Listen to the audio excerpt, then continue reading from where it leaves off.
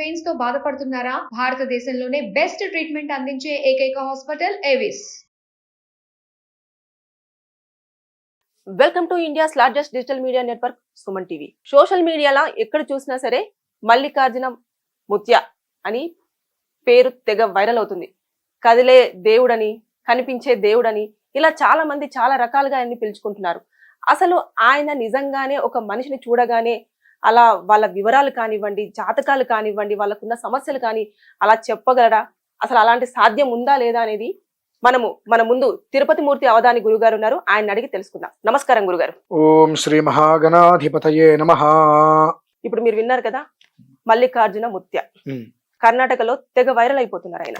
అంటే ఒక మనిషి అక్కడికి వెళ్ళగానే అతను వాళ్ళ ఫోన్ నెంబరు, వాళ్ళ పేరు, వాళ్ళ కుటుంబీకుల నేమ్లు ఇవన్నీ చెప్పడం జరుగుతుంది. అలా ఒక 22 ఏళ్ల కుర్రాడు అన్ని శక్తులు ఉంటాయా? అలా చెప్పగలడా? మీరు అడిగినటువంటి ప్రశ్న ఏదైతే ఉందో అది యథార్థంగా చేయడానికి అన్ని రకాల అర్హతలు ఉన్నాయండి. అతనికి ఉన్నాయని నేను చెప్పట్లా, మామూలుగా మంత్రశాస్త్రంలో ఆ విధానం ఉంది. ఇవి మనకు యక్షిణీ సాధన అని ఉంటుందమ్మా. దాన్ని అందరికీ అర్థమయ్యే భాషలో కర్ణ పిశాచి అని అంటారు. అంటే దాంట్లో మరి కర్ణ శక్తిలో మనం ఏంటంటే ప్రజెంట్, తర్వాత పాస్ట్ ఇది మాత్రమే చెప్పగలం. ఫ్యూచరు చనిపోతారా, బ్రతికుంటారా, ఏంటి చెప్తున్నానమ్మా. ఈ యక్షిణీ సాధన అనేటువంటిది 5-6 రకాలు ఉంటాయి. అందులో కర్ణ పిశాచి ఒకటి. ఇందులో కొంతమంది కర్ణ పిశాచి ఒక్కటి నేర్చుకుని వదిలేస్తారు, కొంతమంది కాస్త పై స్థాయికి వెళ్తారు. వెళ్ళినప్పుడు ఏమవుతుందంటే, మీరెవరో నాకు తెలియవచ్చు, నా దగ్గరకు వస్తున్నప్పుడు ఆ కర్ణ పిశాచి అనేటువంటిది యక్షిణీ సాధన చేసినప్పుడు మీరెవరు, మీ పేరేంటి, మీ ఇంటి పేరేంటి, మీ నాన్నగారు మీ అమ్మగారు ఎవరు, మీరు ఎందుకోసం వచ్చారు, అన్ని విషయాలు మీకన్నా ముందు నా దగ్గరికి వచ్చేస్తాయి, చెప్పేస్తుంది. అది ఇదేమిటంటే కొంతకాలమే పనిచేస్తుందమ్మా. ఎంతవరకు పనిచేస్తుందంటే, ఆ యక్షిణీ సాధనని మన కంట్రోల్లో ఉన్నంత కాలము మనకి అది పనిచేస్తుంది. ఎప్పుడైతే యక్షిణీ కంట్రోల్లోకి మనం వెళ్ళిపోతామో మనకు జీవితం అనేటువంటిది కొంతకాలానికి పాతాళానికి వెళ్ళిపోతాం మళ్ళీ. ఎందువల్లంటే సామాన్యంగా మొదలై రోజులలో వరల్డ్ రికార్డ్ ఎక్కేసే స్థాయికి వెళ్తారు, మళ్ళీ అదే రోజుల్లో కనుమరుగైపోతారు. ఎందుకంటే నాకు తెలిసి ఈ పంచయక్షిని సాధించిన వాళ్ళు, కర్ణ పిశాచి చేసిన వాళ్ళు చాలా మంది నా చిన్నతనంలో నేను చూసా. వెళ్తుంటే వాళ్ళు ఒక అరుగు మీద కూర్చుంటారు. అంటే ఇప్పుడు మీరు చెప్పినట్టుగా ఫ్యాన్ షర్ట్లు వేసుకుని ఉన్నారు కానండి, ఒక అరుగు మీద కూర్చుంటారు, ఓ టవల్ కట్టుకొని మీద వేసుకొని. అంటే ఊరికి వస్తుంటే దగ్గరికి, సుబ్బయ్య ఏంటి ఇలా వస్తున్నావు, అసలు ఎవరో కూడా తెలియదు, ఏంటి విషయం, అమ్మగారు నాన్నగారు కులాసానేనా, ఒకవేళ ఎంటారన్నా వెళ్ళిపోతే అన్నీ చెప్పేస్తారు. అంటే అది ఆ సాధన చేసేటువంటి దాన్ని అనుసరించి ఉంటుంది. సాధన చేయటం వేరమ్మ, ఆ చేసినటువంటి తపశ్శక్తిని సిద్ధి పొంది మన కంట్రోల్లో ఉంచుకోవడం వేరు. ఆ సాధన ఎన్ని రోజులు ఉంటుంది గురుగారు? అంటే ఈయన వయసు చూస్తేనేమో మరీ చిన్నగా ఉంది. ఈ సాధన అనేటువంటిది గట్టిగా కూర్చుంటే 82 రోజులు కూర్చున్నా చాలు, పెద్ద అక్కర్లేదు. ఒక్కొక్క సాధనకి 82 రోజులు ఒకటి, 124 రోజులు ఒక సాధన, 72 రోజులు ఒక సాధన, ఇలా ఉంటాయి 5 రకాల సాధనలు. ఇన్ని రోజులు మొత్తం కలిపినా 1-1.5 సంవత్సరంలో సాధన పూర్తయిపోతుంది. అదే సాధన కఠోరంగా ఉంటుందమ్మా, కఠోరంగా ఉంటుంది. ఆ ఇంట్లో కూర్చొని ఒక్కొక్కసారి అయితే శవం అంటారు, అంటే కాష్ఠ దీక్ష. నేను ప్రతి నెల ఒక్కసారి చేస్తుంటా. ఇప్పుడు ఆ కాష్ఠ దీక్ష ఎక్కువ చేయాలి. అంటే ఇవాళ ఉదయం నుంచి రేపు ఉదయం వరకు అలా పడుకుంటే శవం ఎలా అయితే ఉంటుందో అలా కదలకుండా ఉండాలి. దాన్ని కాష్ఠ దీక్ష అంటారు. నేను ఒక నెలకు ఒక్కరోజు మాత్రమే అది ఆచరిస్తూ ఉంటా. కానీ ఈ యక్షిని సాధన చేసేవాళ్ళు ఖచ్చితంగా ప్రతి అమావాస్యకి, ప్రతి పౌర్ణమికి చేయాల్సిందే చేస్తారు. అది చేయటం వలన కొన్ని రకాల శక్తులు ఆవహిస్తాయి. అది తాత్కాలికంగా అలా అలా ఊగుతూ ఉంటాయి. శక్తుల్ని వీళ్ళు కంట్రోల్ చేసుకోవడం ఒక విధానం అయితే, వాటి కంట్రోల్లోకి వీళ్ళు వెళ్ళిపోతారు అనత్య కాలంలో. అంటే ఎప్పుడైతే కనుక మనిషిని ఒక స్థాయి నేను వెళ్తున్నానని వస్తుందో, నేను ఏం సాధన చేశానే విషయం మర్చిపోతాం. మర్చిపోయి ఆ జనాలందరూ, ప్రజలందరూ దగ్గరికి వచ్చి గురుగారు గురుగారు గురుగారు ఇట్లా అనేటువంటి దాంట్లో మనకు తెలియకుండా మనం దేన్నైతే కనుక తొక్కి పెట్టాలో అది పైకి వచ్చేస్తుంది, అహం, గర్వం. అంటే ఆ విధంగానే ఇప్పుడు తన ఆశ్రమంకి ఏదైతే వెళ్తున్నారో భక్తులను కొట్టడం కూడా జరుగుతుంది. అంత కోపం ఉంటుందా వాళ్ళకి? మొదట్లో ఏమన్నదం అసలు, అది దాని కంట్రోల్లోకి మనం వెళ్ళిపోతే. ఓకే, మంత్రం కంట్రోల్లోకి మనం ఎప్పుడు వెళ్ళకూడదు. తన్మంత్రం బ్రాహ్మణాధీనం. ఆ మంత్రం మన ఆధీనంలో ఉన్నంతసేపే ఏం చెప్పితే అది జరుగుతుంది. అలా కాకుండా మంత్రాధీనంలోకి మనం వెళ్ళిపోతున్నాము అంటే ముందు నుంచి వచ్చేటువంటిది అహం, నేను ఇంతటి వాడిని, నాకు తెలుసు నువ్వెంత అనేటువంటిది ఇలా నార్మల్గా కూర్చున్న వ్యక్తికి వస్తా మొత్తం ప్రతి ఒక్క దాంట్లో కూడా రూపు రేఖల కన్ను చూపులతో సహా ఒక్కొక్క మార్పు వస్తుంది. 8 రకాల మార్పులు వస్తాయి. అది గమనించుకోకపోతే కంప్లీట్గా ఆ మనిషిని ఆ మంత్రం వశం చేసుకుంటాయి. ఆ మంత్రం వశం చేసుకుంటే మళ్ళీ కొన్ని రోజుల తర్వాత కనుమరుగైపోతారు, ఉండరు ఇక్కడ, యథావిధిగా మూల స్థానానికి వెళ్ళిపోతారు. అంటే ఇది సాధించటం ఎంత తేలికో దాన్ని అనుసరించడం అంత కష్టమమ్మా. ఇప్పుడు మీరున్నారు, మీరు 1 సంవత్సరం నాది కాదని ముక్కు మూసుకుంటే ఇన్ని రకాలు మీకు సాధించేస్తారు. కానీ దాన్ని అనుసరించడం అనేటువంటిది అంత తెలిగిన విషయం కాదు. అనుసరించడంలో కనుక ఏమాత్రం తడబాటు పడ్డా ఈ ఏదైతే మీరు మంత్ర సాధన చేశారో ఆ మంత్రమే ఆ మనిషిని తినేస్తుంది మళ్ళీ. ఓకే, అంటే ఇప్పుడు వాళ్ళ నాన్నగారు ఉన్నారు, మల్లికార్జున ముత్య వాళ్ళ ఫాదరు హనుమంత రాయ్ ముత్య. ఆయన కొద్ది కాలం క్రితమే కాలం చేసిన తర్వాత ఈయన మళ్ళీ ఈ శిక్షలోకి రావడం జరిగింది. అలాగే ఇప్పుడు భక్తులందరినీ కూడా ఆకట్టుకోవడం జరుగుతుంది. అంటే ఆయన చనిపోవడానికి రీజన్ మీరు చెప్తున్న మంత్రమే అయి ఉండొచ్చా? మనం ఎవరిని ఏ కారణం చేసి తప్పు పట్టద్దు. వయోధర్మం కూడా కావచ్చుగా, చెప్పలేం. 2, 10 మందికి ఉపకారం చేసిన వాడు తొందరగా చనిపోతాడు. 10 మందికి ఉపకారం చేస్తే ఆ 10 మందికి సంబంధించినటువంటి అన్ని రకాల ఇబ్బందులు ఆ మనిషిని ఇబ్బంది పెడతాయి. ఆ ఇబ్బంది పెట్టినప్పుడు ఏమవుతుందో తనను తాను మళ్ళీ మొదట్లో 1.5 సంవత్సరం కూర్చొని జపం చేసుకున్నట్టుగా ఇప్పుడు మళ్ళీ కొన్ని రోజులు కూర్చొని జపం చేసుకోలేడు. ఈ తన తీసుకున్నవన్నీ వదిలించుకోవడానికి ఎందుకు చేసుకోలేదు అంటే తెల్లవారితే గొర్రెల మందలాగా వీళ్ళందరూ వాళ్ళ కష్టం చెప్పుకోవడానికి, ఇంకా ఇంతమంది ఇన్ని కష్టాలు చెప్పుకుంటే ఆయన పరిస్థితి ఏమవుతుంది, ఆయనకి ఒక 1 వారం రోజులైన సమయం ఇస్తే మళ్ళీ పురస్కారం చేసుకుంటారు కదా అని ఆలోచన వరకు ఉండదు. తెల్లవారు లేస్తే ఇంటి ముందు కూర్చుంటారు, వచ్చి అన్ని వదిలేసుకొని కూర్చుంటారు. వీళ్ళందరి గురించి ఆలోచించి వాళ్ళవన్నీ కూడా తీసుకొని ఆ మనిషి వెళ్ళిపోవచ్చు. అంటే ఇప్పుడు ఈయన చేస్తున్న సాధన అయి ఉండొచ్చు, లేదంటే ఇతను భక్తులకు చేస్తున్న మంచి అయి ఉండొచ్చు. అందులో ₹1 కూడా ఆశించకుండా చేస్తున్నారు కదా ఆ పనిని. అది అలా ఉంటదా? ఆ శిక్షలో ముందుగానే చెప్తారా? అంటే ఇలా తీసుకోకూడదు, ₹1 కూడా వాళ్ళ దగ్గర నుంచి ఎలాంటిది ఆశించకూడదు అనేది ఏమైనా? మీరు ఆశించినంత కాలం అది మిమ్మల్ని కాపాడుతుంది. ఒక స్థాయి వచ్చింది మీకు తెలియకుండా మీరు ఆశించే స్థితికి వెళ్ళిపోతారు. ఆశించే కదా, శాసించే స్థితికి వెళ్తారు. అది మిమ్మల్ని మీరు గమనించుకోవాలి. అది గమనించుకోలేకపోతే ఆ తర్వాత తినే దెబ్బ మనకు అడ్రస్ కూడా ఉండదమ్మా. అది చాలా దారుణం. అంటే ఇప్పుడు అంతకన్నా ఇంకొక దారుణమైన విషయం నాకు ఇష్టం లేనిది, నాకు నచ్చండి. ఆయనకి అప్పాజీ అని పిలుస్తున్నారు. అప్పాజీ ఏంటండి? గణపతి సత్యనారాయణ స్వామీజీ ఉన్నారండి. ఆయనకి భక్తులందరూ కలిసి పెట్టుకునే పేరు అప్పాజీ. మా అందరికి అప్పాజీ అంటే ఆయనే.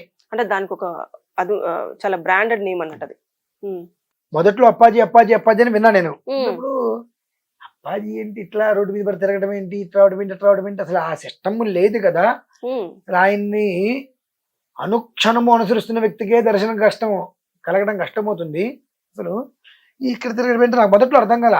తర్వాత ఏదో అన్నారు, వాళ్ళెవరు ఈయనెవరు ఏంటని చూస్తే ఆహా ఓకే, అసలు అప్పాజీని ఎందుకు పెట్టారు నాకు చాలా బాధ వేసింది. ఆయన ఏ పేరు పెట్టాలని పిలిపించుకోవచ్చు, కానీ అప్పాజీ అనేటువంటిది కేవలము గణపతి సత్యనారాయణ స్వామీజీ గారిని లక్షలాది మంది భక్తులు, అప్పాజీ అంటే తండ్రిలాగా కొలుచుకొని వ్యవహారం చేసుకుంటారు. ఆ పేరు అనేటువంటిది నాకు కొంచెం కష్టం అనిపించింది. ఆ పేరు ఎందుకు పెట్టారు అంటే ఆ పేరు పెడితే ఆ పేరుకు తగ్గట్టుగా మనం ఉండగలగాలి. అప్పాజీ అంటే దానికి ఆ పేరుకు తగ్గట్టుగా మన విధానం కూడా మనం ఉండగలగాలి. ఉండలేకపోతే ఇంకెందుకు మనం కొన్ని ఉంటాయి. కాబట్టి ఏ మనిషిని మనం తక్కువ అంచనా వేయద్దు, ఏ మనిషిని తొందరపాటు చర్యలతో దూషించవద్దు. ఎవరిలో ఏ శక్తి ఎంతవరకు ఎలా దాగుంటుందో ఎవరికి తెలియదు. ఎవరు చేసేటువంటి అనుష్ఠాన బలాలు మనం కాపాడతాయి. అంటే ఇప్పుడు ఏదైతే మీరు నచ్చని పేరు అప్పాజీ కానివ్వండి, అలాగే మల్లికార్జున ముత్య కానివ్వండి, ఆయన దగ్గరికి ఎమ్మెల్యేలు కానివ్వండి, ఎంపీలు కానివ్వండి చాలా క్యూలు కట్టేసి మరి పర్సనల్ అపాయింట్మెంట్స్ తీసుకొని వెళ్తున్నారు. ఆయన ఆశించని వరకు, అంటే అతను ఒక పొజిషన్కి వచ్చి మీరు అన్నట్టుగా ఏదైతే రూపాయి కూడా ఆశించినంత వరకు అతను మంచి స్థాయిలో ఉంటాడు, ఒక వెలుగుతారు అని అంటారు. ఒకవేళ ఎవరైనా అనుకోకుండా ఏదైనా ఇచ్చినప్పుడు తీసుకుంటే ఆయన పరిస్థితి ఏంటి? వాస్తవం అని చెప్తే మీరేమనుకోవద్దు. నేను 5 సంవత్సరాలుగా ఈ యొక్క మీడియాకి సంబంధించిన విషయాల్లో ఎన్నో ధర్మ సూత్రాలు చెప్పుకుంటూ వచ్చాను. నా లిమిట్ నాకు తెలుసు, నేను ఎలా ఉండాలి, నా మంత్రానుష్ఠానం ఏంటి, నా శక్తి ఏంటి, ఆ శక్తిని నేను కాపాడుకుంటూ ఉండాలంటే నేను ఎప్పటికప్పుడు ఎలా ఉండాలి? ఎగ్జాక్ట్లీ. నా ఇంట్లో నా నిత్య దేవతార్చన అవ్వందే నేను ఒక మనిషితో మాట్లాడను, గడప దాటి బయటికి రాను, మానే అవతలికి పో అంట. నువ్వు రాకపోతే నాకు వచ్చే నష్టం లేదు, నీకు చెప్పకపోతే నాకు గడవదనేటువంటిది లేదు, నీకు చెబితేనే నాకు గడుస్తున్నటువంటిది లేదు. నా జీవితం నాకుంది కాబట్టి నా విధానం పూర్తయిన తర్వాతే నీకు నేను అపాయింట్మెంట్ ఇస్తాం. అది అన్ని విధాలా నేను ఇవ్వదలుచుకున్న రోజు నాడే ఇస్తా, నాకు అమ్మవారి జన్మది వచ్చినప్పుడు. విధానం 2. 5 సంవత్సరాల నుంచి నేను సుమారుగా 4-5 వేల వీడియోస్ చేసినప్పటికీ కూడా చాలా లిమిట్గానే కనిపిస్తూ ఉంటా. కంటిన్యూగా పిలిచిన ప్రతి ఛానల్కి వెళ్ళను, ఇంటర్వ్యూస్ ఎవరికి ఇవ్వను. ఇక్కడ ఏమవుతుందంటే మనం ఓవర్గా పబ్లిక్లోకి రానంత వరకు మన కంట్రోల్ మనం తప్పం. మనం ఓవర్గా పబ్లిక్లోకి వచ్చినప్పుడు మనం ఎలా ఉన్నప్పటికీ మన పరిసరాల్లో కొంతమంది వచ్చేస్తారు, మా గురుగారు ఇట్లా అనుకుంటూ. వాళ్ళు చేసేటువంటి పనులకి మనం బలవాల్సి వస్తుంది. ఇప్పుడు నా పీఠంలో నేను కొన్ని ప్రక్రియలు చేస్తుంటే నచ్చి కొంతమంది వచ్చారు. గురుగారు ఇలా మీరు చేసే విధానం నేను ఎప్పుడు చూడలేదు, అందరూ ఏదో చేద్దాన్ని అనుకుంటారు తప్ప చచ్చినా భర్తగిరా చేసి తీరవలసిందే అని ముక్కు అంటే ఏది ఏమైనా పని జరగవలసిందే అనేటువంటి తాపత్రయపడి చేసిన వాళ్ళు మేము చూడలేదు గురుగారు. ఇవాళ నుంచి మేము మీతో జర్నీ చేస్తామని వచ్చిన వాళ్ళు చాలా మంది ఉన్నారు. మీ ఇష్టం రండి. కొంతకాలం దాటిన తర్వాత చేసే ప్రక్రియలో ఇప్పుడు ఇంత ఖర్చు అవసరమా అనేటువంటి మాటలు కూడా వాళ్ళే మాట్లాడారు. మనం ఏం చేయాలి? పక్కన పెట్టేయాలి వాళ్ళని. నేను ఏదైతే చేస్తే మీకు నచ్చి నాతోటి వెనకాల ఉండి ఉన్నారో కొన్ని రోజుల తర్వాత, అంటే ఎట్లా, నేను కొన్ని విషయాలు ఇది మీరు చూసుకోండి, ఓకే మీరు సేవా బాధ్యతతో ఉంటున్నారు, సేవతో ఉంటున్నారు కాబట్టి ధర్మంగా ఉంటారు కదా, ఇది మీరు చూసుకుని అప్పగిచ్చేసినప్పుడు ఆటోమేటిక్గా ఇది నాది కదా, నాకు ఇచ్చేశారు, ఈ బాధ్యత నాది అన్నట్టుగా అది ఒక బాధ్యత మనం నిర్వర్తిస్తున్నాం అనుకునే దానికన్నా దాని మీద నాకు ఆధిపత్యం అన్న రీతిలో మనిషికి వచ్చేస్తుంది. వచ్చేసేసి దీనికి ఇది అవసరమండి అనే స్థాయి ఎప్పుడైతే వస్తుందో ఆ మనిషిని అంటే నువ్వు కట్టడి చేయలేకపోయావా, ఆ ఒక్క మచ్చ నీకు అంటక తప్పదు. వాళ్ళెవ్వరిని అనరు. ఎండ్ ఆఫ్ డే అక్కడ ఉన్నది ఎవరు అయితే ఇప్పుడు మీరు చెప్పినట్టుగా ఆయన పేరు ఏదో ముత్య. ఆయన ఎవ్వరు ఏం చేసినా మంచైనా చెడ్డైనా ఆయనకే వస్తుంది. అంటే ఇక్కడ ఏంటంటే మనం ఎలా ఉన్నాము, మనతో ఉన్న వాళ్ళు ఎలా ఉన్నారనేటువంటి విషయాన్ని మనం ఎప్పటికప్పుడు పసిగట్టి గమనించకుండా కనుక వదిలేసి వాళ్ళు చేసుకుంటారు అంటే చెడ్డ పేరు వచ్చేది మనకి. అంటే ఇప్పుడు మల్లికార్జున ముత్య గారికి శక్తులు ఉన్నాయంటారు మీరు? ఆయనకి శక్తులు ఉన్నాయా లేవా అనే విషయం గురించి నేను మాట్లాడట్లేదమ్మా. అలా చెప్పేటువంటి శక్తులు ఉన్నాయి అంటున్నా. విద్యలు అలా చెప్పడానికి కర్ణపిశాచి ఇటువంటి కొన్ని విద్యలు ఉన్నాయి. ఆ విద్యల్ని నేర్చుకోవడం చాలా సులువు, ఈజీగా వచ్చేస్తాయి. దాన్ని అనుసరించడం కష్టం. దాని వల్ల మరి మనకు పాస్ట్ ప్లస్ తర్వాత ప్రజెంట్ మాత్రమే చెప్పగలుగుతున్నాం. తెలుస్తుందా? నాకు పంచయక్షిణి 5 రకాలు ఉంటాయి యక్షిణీలు. ఆ 5 మన దగ్గర ఉంటే ఫ్యూచర్ కూడా మనం చెప్పేస్తాం. అది పెద్ద సమస్య కాదు. ఎప్పుడైతే నువ్వు ఫ్యూచర్ చెప్పినప్పుడు అవతల వ్యక్తికి ఇన్ టైంలో జరిగిందో ఆ టైంలో అతను నీ మీద పెట్టుకునేటువంటి ఎక్స్పెక్టేషన్స్ చాలా ఎక్కువ ఉంటాయి. ఎప్పుడు కూడా నీ మీద ఎక్స్పెక్టేషన్స్ పెట్టుకోకుండా నువ్వు చెప్పాలి. అవతల వ్యక్తికి నువ్వు చెప్పగలిగినటువంటిది ఆ మనిషి ఏ స్థితిలో కూడా నీ మీద ఎక్స్పెక్టేషన్స్ పెంచుకోకూడదు. ఒక మోస్తరు ఉండొచ్చు, మా గురువుగారు అన్నట్టుగా పెంచుకున్నావా అది నీకే ప్రమాదం. ఎందువల్లనంటే నేను 100 మంది గురించి ఆలోచించాలి, నీ ఒక్కడి గురించి నేను ఆలోచించలేను. 100 మంది గురించి ఆలోచిస్తున్నప్పుడు నీకు ఇవాళ నేను చెప్పింది ఇవాళ అయింది, రేపైంది, ఎల్లుండింది, అవతల ఎల్లుండింది, ఆ తర్వాత నీకు ఎక్కడో చిన్న మిస్టేక్ వస్తుంది. వెంటనే నీకు ఏమవుతుంది, ఆయన నమ్ముకుని నేను దిగాను, నేను నష్టపోయాను, ఆయనే ఇది కారకుడు అంటావు. కాబట్టి ఏంటంటే నెవర్ ఎక్స్పర్ట్. నీ కష్టం చెప్పుకోవడానికి వెళ్ళావు, నీ కష్టం చెప్పుకున్నావు, బాబు ఇది చేసుకుని నువ్వు బాగుపడతావు. నువ్వు చేసుకుంటావో చేసుకోవో అది నీ ఇష్టం. నువ్వు చేసుకునే విధానాన్ని అనుసరించి, నీకు చేసేటువంటి వ్యక్తిని అనుసరించి, ఆ మంత్రశక్తిని అనుసరించి అది ఉంటుంది. నువ్వు ఎవరి దగ్గర చేసుకున్నావు, అదృష్టవంతుడు అయ్యావు, ఆయన దగ్గరికి వెళ్ళి నువ్వు ఒక పువ్వు ఇవ్వక్కర్లా, సెట్ అవ్వలా, ఆయన మీద రాయే ఎక్కర్లా, నీకు రెండిట్లుగా అర్హత లేదు. నువ్వు చెప్పుకోవడానికి వెళ్ళా, నీకు చెప్పారు అంతవరకే.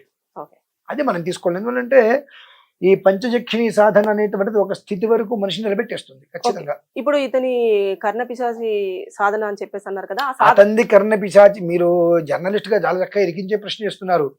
అతనికి కర్ణపిశాచి యక్షణ సాధన అతనిదే నేను అనట్లా. చెప్పటానికి ఆ విద్యలు ఎక్కువగా ఉపకరిస్తాయి అంటున్నా. ఓకే, ఒకవేళ అలా ఉపకరించినా కూడా ఇప్పుడు ఆయన నార్మల్ లైఫ్ లీడ్ చేయవచ్చా? అంటే కారు ర్యాష్ గా డ్రైవ్ చేస్తాడు, రూడ్ గా ఉంటాడు, నార్మల్ ఎట్లయితే ఉంటారో అట్లనే ఉండొచ్చా? వాళ్ళకి ఏమన్నా ఒక వీడియో చూపించుంటారమ్మా, నియమ నిబంధనలు మీకు ఏమన్నా ఒక వీడియో చూపించుంటారా? మొన్న నేను బైక్ రేసింగ్కి వెళ్ళాను, నేను నా స్నేహితులతో KTM మీద బండి 140 స్పీడ్ మీద వెళ్ళా. ఎప్పుడు కూడా మంత్ర విధానం వేరు, కుటుంబ విధానం వేరు, రెండిట్లని కలపకూడదమ్మా. మీకు ఈ విషయం గురించి మీకు పూర్తిగా అవగాహన రావాలంటే భక్త తుకారాం గారు, ఆయన ఒకసారి మీరు స్ఫురణకు తెచ్చుకుంటే ఆయన దాంపత్య జీవితం వేరు, దైవ జీవితం వేరు, రెండు జీవితాలు ఆయన విడివిడిగా పెట్టుకున్నాడు. సో ఆయన కారు తోలుకుంటే మనకెందుకు? ఇదే అనుకుంటా నేను. ఒక పేరు వచ్చిన తర్వాత ఆయన బండి తోలాడు, కారు తోలాడు, స్పీడ్ నీకెందుకు? అయ్యా కారు తోలితే బండి తోలితే నీకెందుకు? యాక్సిడెంట్ అయితే పోతే ఆయనగా పోయేది, నువ్వు కాదుగా పోయేది, నీకెందుకు? ఆయన గురించి ఆయనకు తెలీదా? పక్కవాడి జీవితంలో వేలు పెట్టి పోతే పెట్టి తోలాల్సిన కర్మ నీకెందుకు? ఆయన వ్యక్తిగతంగా ఆయన భార్య పిల్లల నీకు అనవసరం. వ్యవహారికంగా నీకేం చేశాడు, 10 మందికి ఏం చేస్తున్నాడు, అంతవరకు నువ్వు ఆలోచించుకోవాలి. ఆయన కారు రాశిగా తోలుతాడు, నీకెందుకు అవన్నీ కూడా? ఆయన మనిషే కదండి, కాదా? ఇప్పుడు దైవాంశ సంభూతులు శ్రీకృష్ణ పరమాత్మ, ఆయన ఎన్ని లీలలు చూపించాడు, అన్ని లీలలు చూపిస్తాను దేవుడు కాకపోతాడా? తప్పది. మనము అంటే నార్మల్ గా లీడ్ అంటే ఆ లైఫ్ వేరు, ఈ లైఫ్ వేరు, కాకపోతే మనం ఈ ధ్యానం ఒక మాట అడుగుతాను, చెప్తారా? ఇప్పుడు కాసేపు అతన్ని పక్కన పెడదాం, నేనే ఉన్నా, నేను అగ్నిహోత్రంలో దిగుతానని చెప్పి రకరకాలుగా ఎన్నో వ్యవహారాలు ఉన్నాయి, నాకు భార్య పిల్లవాడు ఉన్నారు, నేను వైదికంలోనే ఉండాలి, మడిగట్టుకునే ఉండాలి అనే ఒక ఉద్దేశ్యంతో నా భార్య పిల్లల గురించి నేను పట్టించుకోకుండా నువ్వు ఇంట్లో మడిగట్టుకుని పెడతావా పెట్టవా, నేను ఒక సినిమాకి తీసుకెళ్ళిన, చిత్రానికి తీసుకెళ్ళిన, రోడ్డు మీద తీసుకెళ్ళిన, ఇలానే ఉండాలంటే ఆ అమ్మాయికి కొన్ని కోరికలు ఉంటాయిగా. అందరిలాగా బయటికి వెళ్ళాలి, కాసేపు సినిమాకి వెళ్ళాలంటుంది, వెళ్ళకుండా ఏదైనా చిన్న మిస్టేక్ వస్తే ఇదే మీడియా ఏం చేస్తుంది? ఇంట్లో ఆయన ఇక్కడికి వచ్చి మీడియా ముందు కూర్చొని చెప్తున్నాడు, ఇంట్లో పిల్లానికి కూడా సొగబెట్టట, పిల్లాన్ని బయటికి తీసుకెళ్ళట, అటువంటి వ్యక్తి ఉంటే అంతా పోతే ఇదే తీసుకొని వస్తారు. అంటే రెండు జీవితాలు వేరుంటాయి. ఆ భార్య నా పిల్లవాడి కోసం ఈ జీవితాన్ని పక్కన పెట్టేస్తా, ఇక్కడికి వచ్చినప్పుడు ఆ విషయాన్ని పక్కన పెట్టేసుకుంటా. సో నువ్వు ఆ రెండు జీవితాలని కలపకుండా విడివిడిగా పెట్టుకో, దానికి ఎలాంటి దోషము లేదు. అంతేగాని నేను పూర్తిగా నా భార్య పిల్లలతో ఇటు వదిలేస్తా అంటే అది కష్టం. నేను దేవుడి దగ్గరే ఉంటాను, వాళ్ళతో నాకు సంబంధం లేదంటే అది కష్టమే. నాలుగుకి రెండు వైపులా పదును ఉండాలి, రెండు పళ్ళ మధ్యలో నాలుగు ఉండాలి. Thank you sir.